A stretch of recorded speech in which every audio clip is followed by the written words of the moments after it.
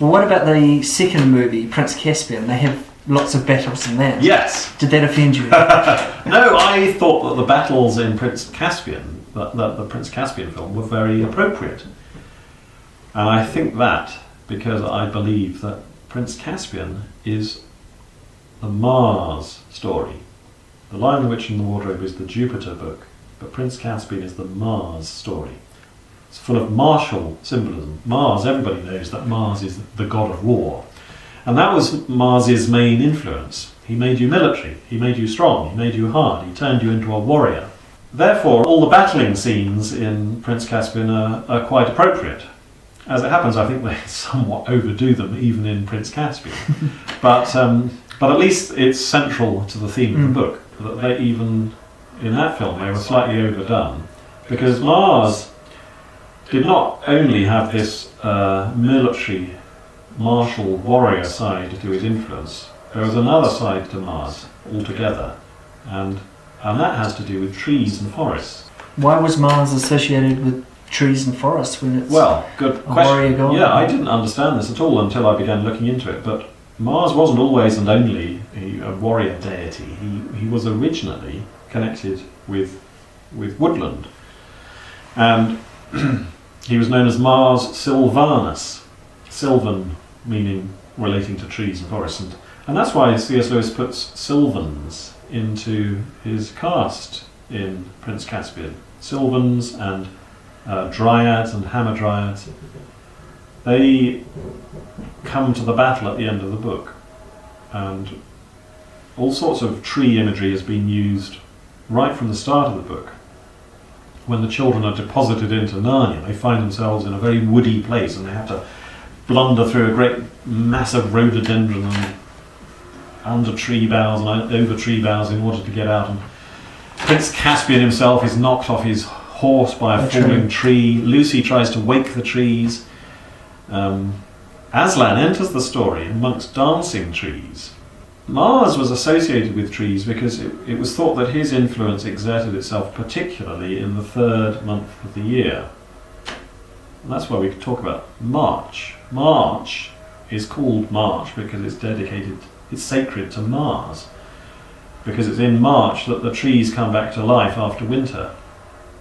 So again, we are actually referring to this martial influence in our own language, in the name of that third month of the year, though we've forgotten it.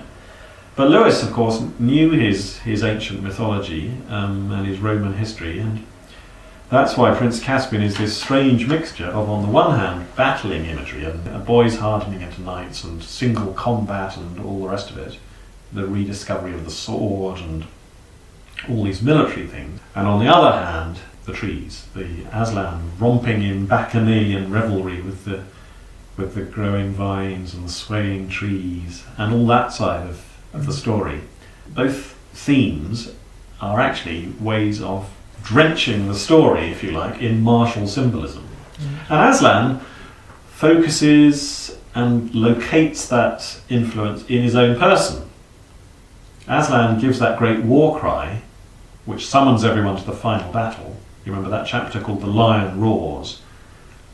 But Aslan also brings the trees to life. Lucy tries to wake the trees, but she can't. Only Aslan, that is to say, only Mars, the true spirit of this story, can wake the trees. And so what Lewis has done is he's taken the martial symbolism and he's kind of made that Christian. He's turned that into a Christ image. Aslan is the true Mars, if you like, just as he was the true Jupiter in The Lion, the Witch and the Wardrobe.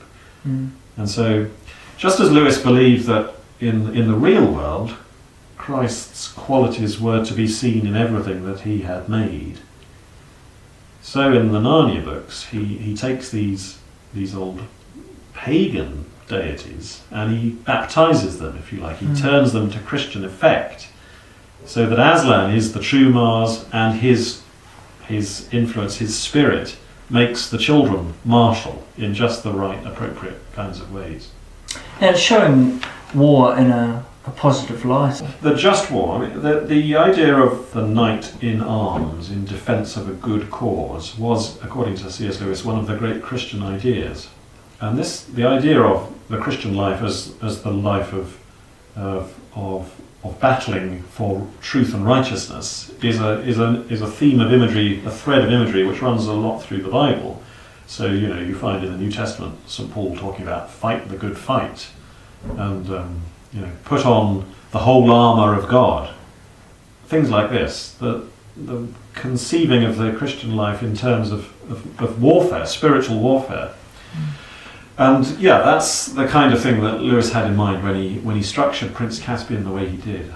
And even tiny little incidental, ornamental details in Prince Caspian are telling too.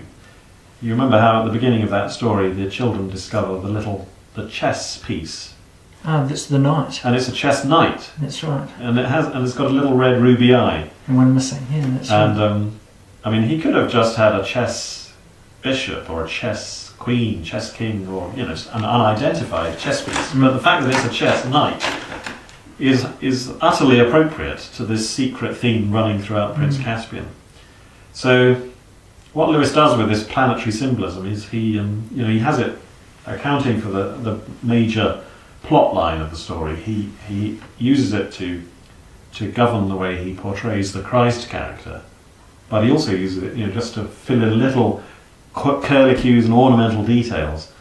And C.S. Lewis loved chivalry, didn't he? He loved the medieval idea. Yes, he did love the idea of gallantry and chivalry and that whole medieval picture. And in one of his academic books he says, if you want really to understand an ideology, the best way of understanding it is to immerse yourself in the works of those who loved it and believed in it.